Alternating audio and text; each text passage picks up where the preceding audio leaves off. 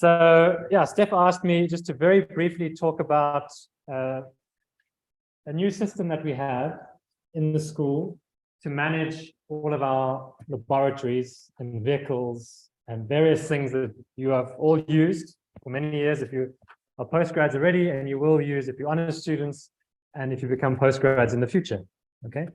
And the reason that those of you who have been here for the last few years will know that we've had a variety of different kinds of booking systems and ways of trying to book laboratories that have had variable success and efficiency, right?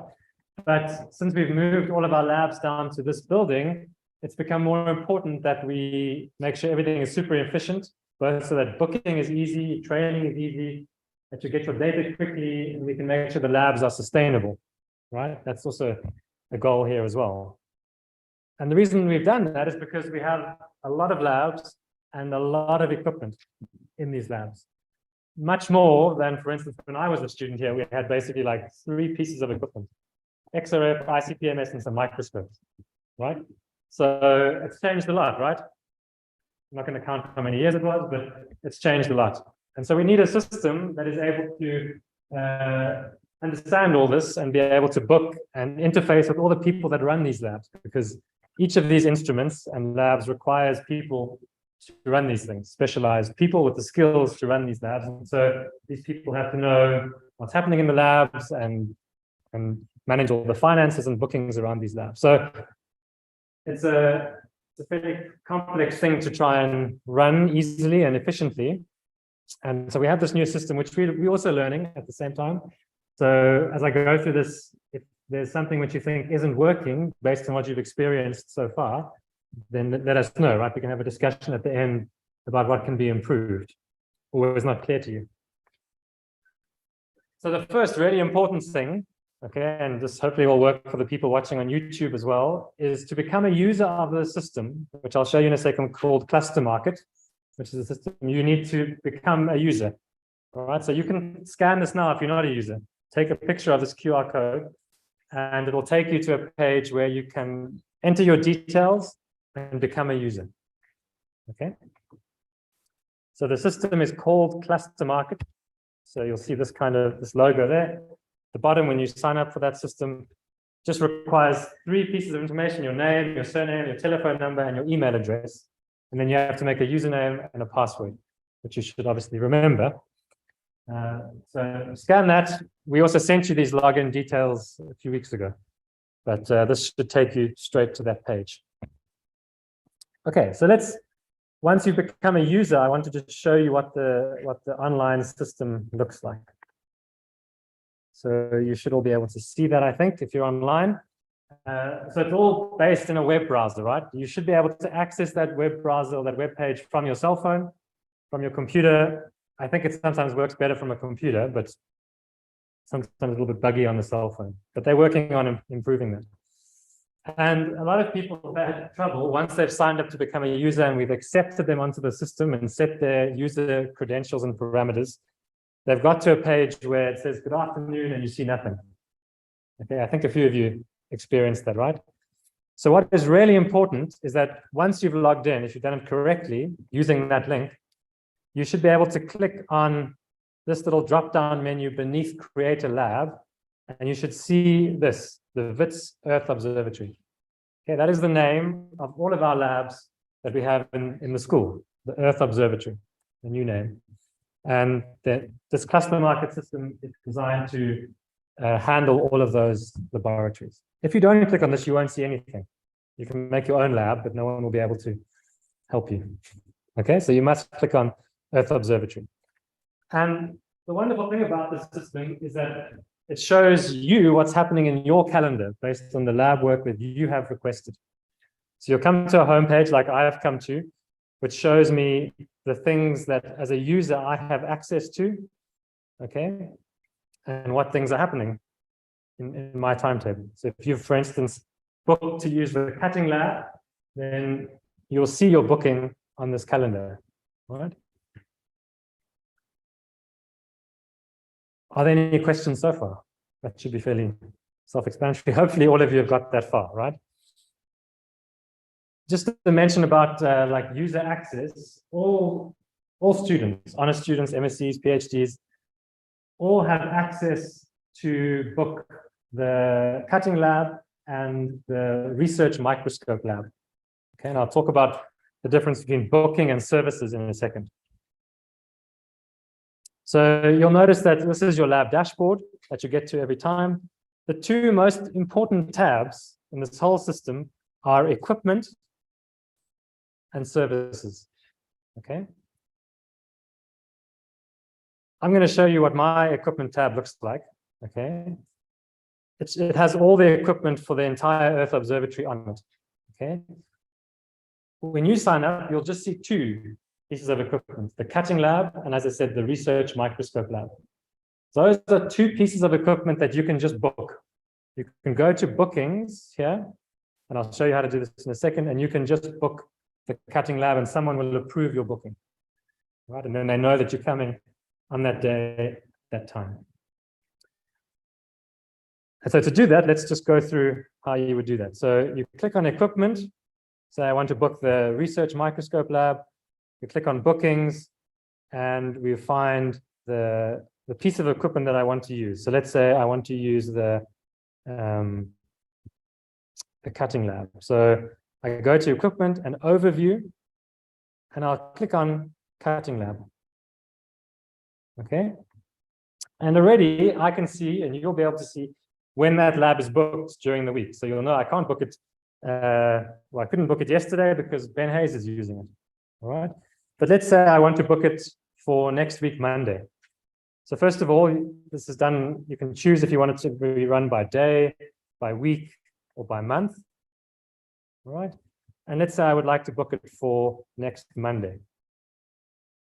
So the best way to do this is to go to the weekly booking, change the week to next week. Okay. And this step will save you a lot of hassle, and it will save the people that manage the lab a lot of hassle.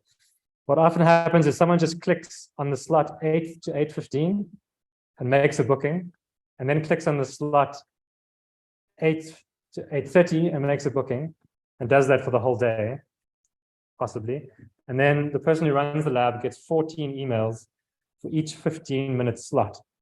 Okay, so if one takeaway you can take from this is how to make a booking, that'll be great, because then we won't get thousands of emails.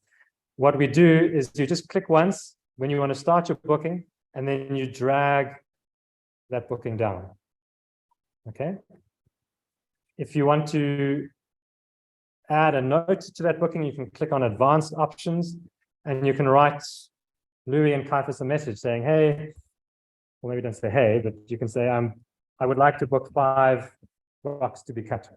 Can you please train me? Whatever message you'd like to write to them, and they will get that booking. All you have to do then is press confirm,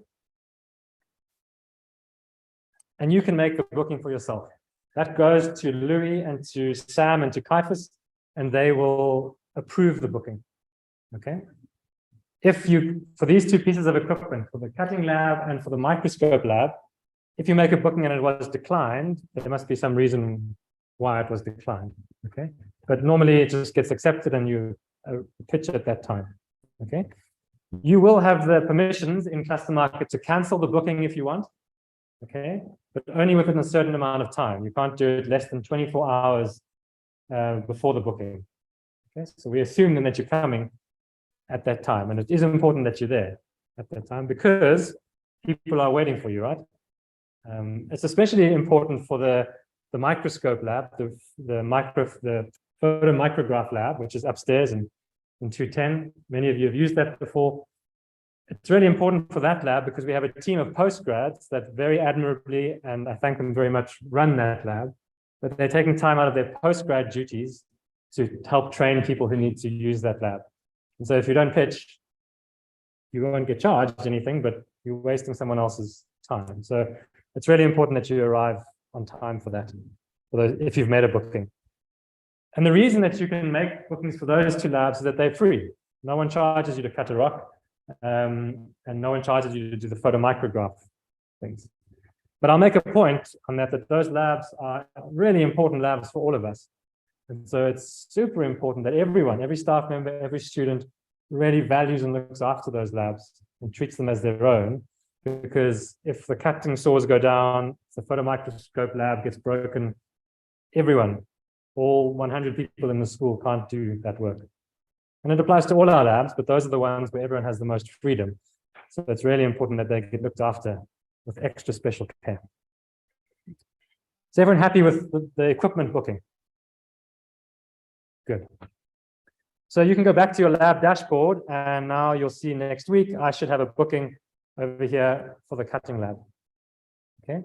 You will only see the two lab, the cutting lab and the microscope lab on your form. Okay. So there's no questions on that. For every other type of data gathering you want to do, or to use a vehicle, you won't go to equipment, but you'll go to services. All right. You'll go to services, and if you click on overview, you will see all the services that the school offers. All right. From the most basic thing like vehicles to go do fieldwork, to mineral separation, thin section creation, elemental analysis, trace elements, major elements, isotopes, TEMA imaging in Nonku's lab. There's some labs that we're still developing, like the physical properties lab, and then there's hydrogeology, fluid inclusions, and SIMS. Okay, so that's basically every single kind of data you can get is in the service list. Okay. And what you need to do is to click on them, right, to be able to request that service. So you aren't actually making a booking for the vehicle, you're requesting the service. All right. So what I'm just going to do is log out, because unfortunately I can't show you how it works if I'm logged in as myself. But if I log in as my other persona, okay, I can click on services and I see all the services that are there. Okay, so this is exactly how you will see it. I click on, and let's say, what service would you like me to book for you today? Hydrogeology. Okay, so we'll go to stable isotopes. Okay, so you would like to get some stable isotopes. So we click on that service. Immediately, there should be a nice colorful picture of what the lab looks like there. And you'll see who the contact person is. You'll see what the price range could be. So to do this analysis, it ranges from 270 Rand all the way to 3,000 Rand. Don't worry, normally the expensive end of that range is for commercial people. The cheap end is for you, okay? But the point of this is that that's the range of prices depending on the person that's trying to book. And all you need to do, and I won't do it for Tamira's lab because then he'll get confused. I'll do it for a different lab. You just need to click on request a quote. Okay, so let's just choose another piece of another service. Let's maybe do isotopes, because then the people in the room will know that it's not real. Okay, so here is a set of isotope analyses for calcium and strontium in water. Okay, you can see that Karen is the contact person. So your request that you click, when you click request, it's going to go straight to Karen. She's going to receive an email and she'll be able to respond to you. It's also really good. Most of the labs should have a little description here saying what this is for.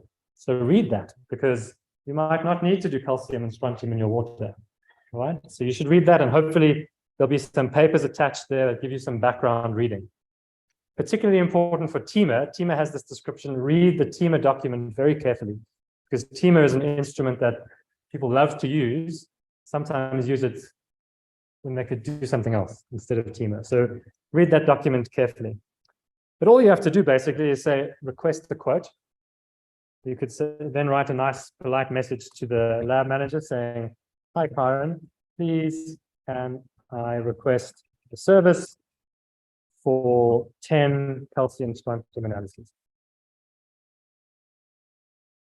Okay, put your name there. And before you send request, very importantly, at some point, if you don't do it now, we'll ask you to submit a document that lists the sample numbers that you need. So you see that there is a way here to attach a document that just tells the lab manager or the lab scientist how many samples, where the money is supposed to come from, has your supervisor approved. Okay, it's a way of, it's like when you go to the shops and you have a receipt, right? It's a way of us tracking things because all these analyses cost money. So that document looks like this. So it does look a little similar to the previous submission forms that we've had. Okay, but this document applies to all the labs. Okay, so you can use this document for all the laboratories where you're requesting a service. The only difference is that vehicles have a separate vehicle list that I'll show you in a second. So this form is self-explanatory, your name, your supervisor's name, your email, when you submitted it. For most of you, you'll click on internal geosciences user, okay? And very importantly, for the honors students that are in the room or watching online, if you click on internal user and you select this box, you must type in HONG 023. Okay. And remember when I gave you the honors presentation, I said that you need to create a budget because the school funds part of your lab costs. The money actually sits in that account, right? So when we've given you your budget spend for the year, if it's 3,000 Rand, you can spend up to 3,000 Rand from this account code. Okay. And so if the form doesn't have this ticked, this filled in, and it might not be this code, right? Even if you're in honors, but for anyone else, master's, PhD, for all staff members, you have to list the project code here, and you have to get your supervisor to sign. Just to click on this, and it allows you to upload a signature. Okay, so you send it to your advisor and say, do you approve? He or she sends it back to you, and then you should fill in these sample numbers here. So if you have 10 samples, you fill in the sample number for all 10 samples. You give a very broad characterization of what it is. Okay, is it water? Is it a bone? Is it a rock? Is it a uranium-bearing pegmatite? These are super important because these two boxes allow our lab managers to say, I should handle this carefully. I should be careful that this has lots of uranium in it, or it's got a really high sediment load. Can you just say where yes, I will give you a link for the form.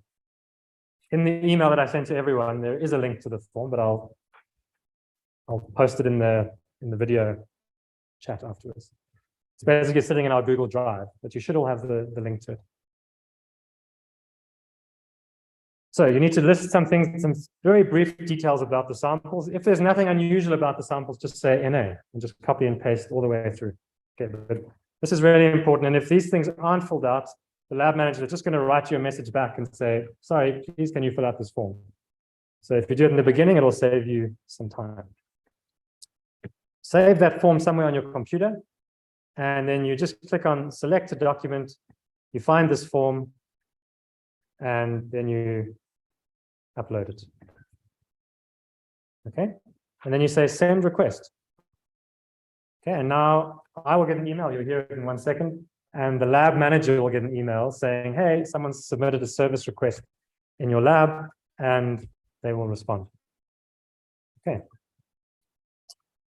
And you will have a list that you can see here of your orders. You can see all the orders you've placed in the Clustermarket system. So here is the one that I've just requested. Okay.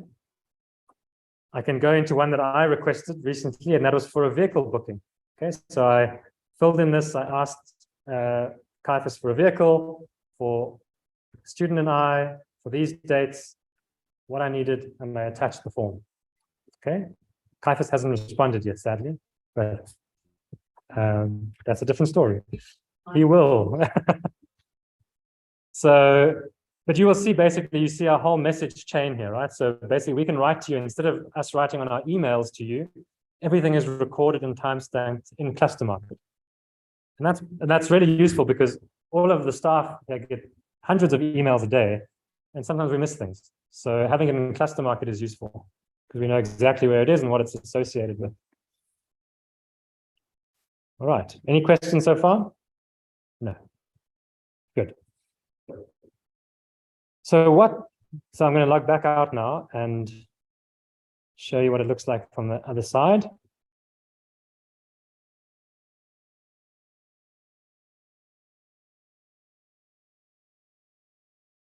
Okay, so there you can see the order that we've just made. And now if this was Karen, for instance, typing, we would type a message to you and we would ask for more information if we needed it. All right. But if you had submitted all the information already and you were super organized, we would create a quote. Okay, and that quote will then tell you exactly what the price of your order is. So if I try to find one that's been made already.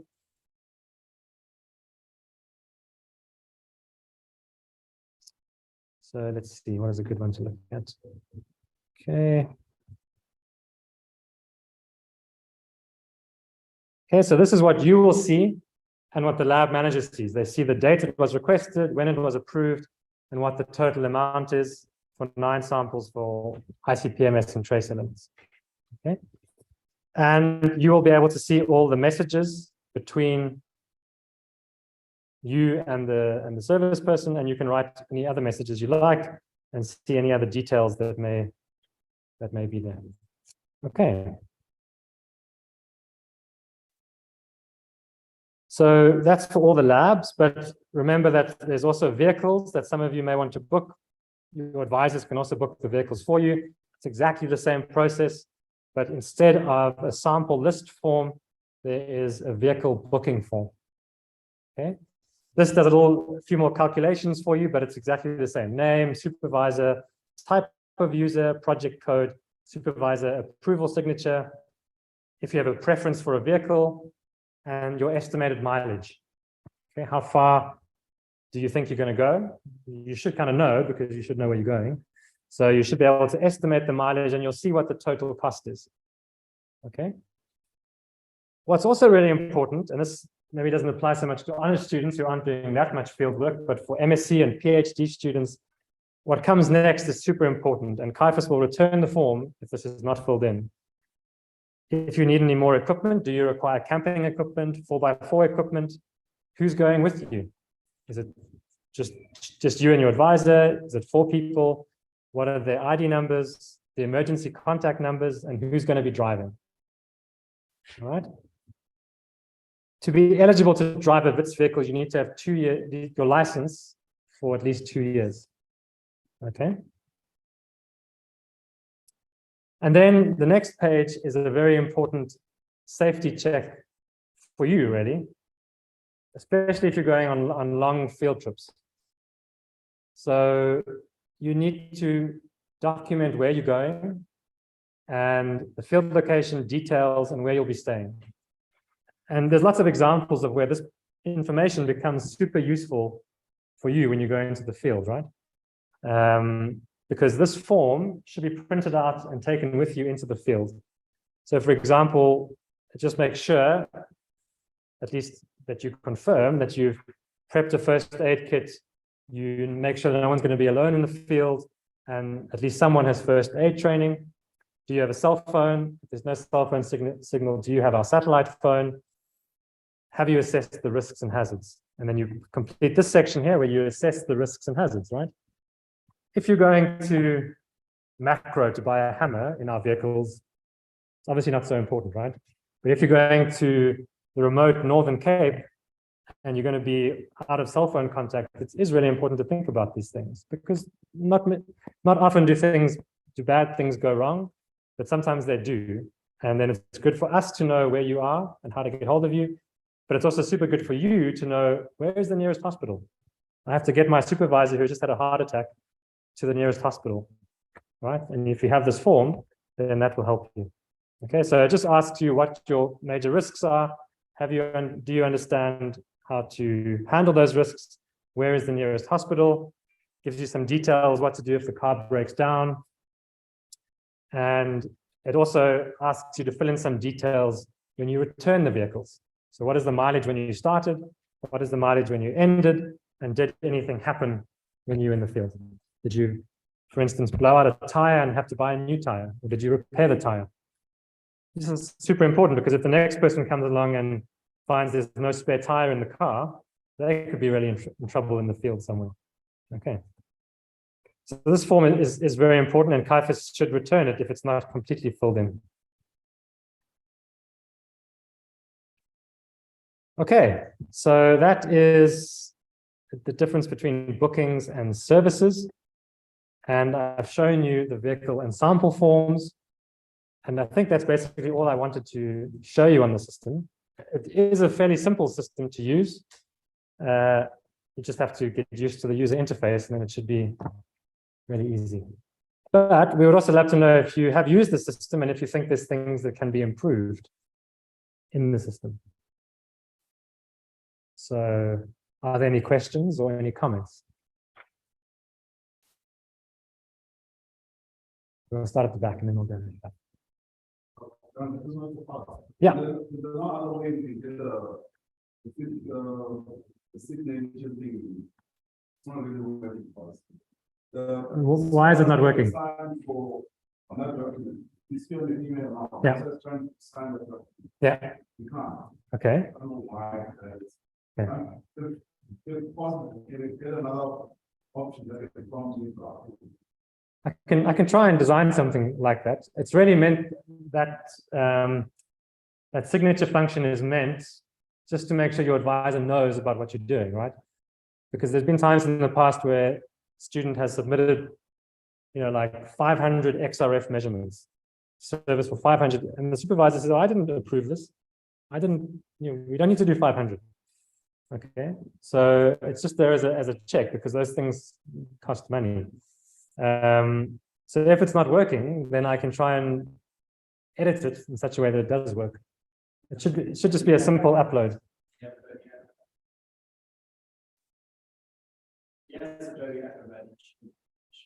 Yeah, it links to signature to that class. Yeah, so it should work. Sometimes there are bugs in the form, but the new form, using the new form, shouldn't have a bug in it because it's brand new. Okay. Do we have any other questions? Yes.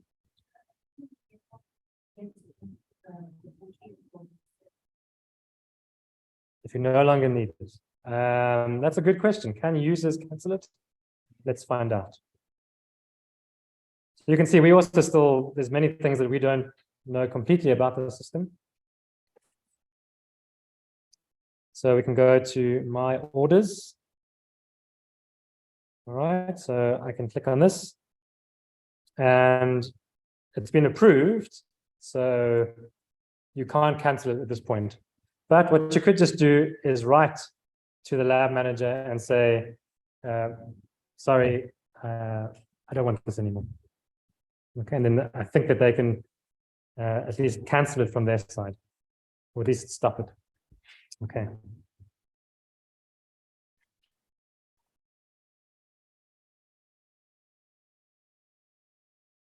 Okay, any other questions?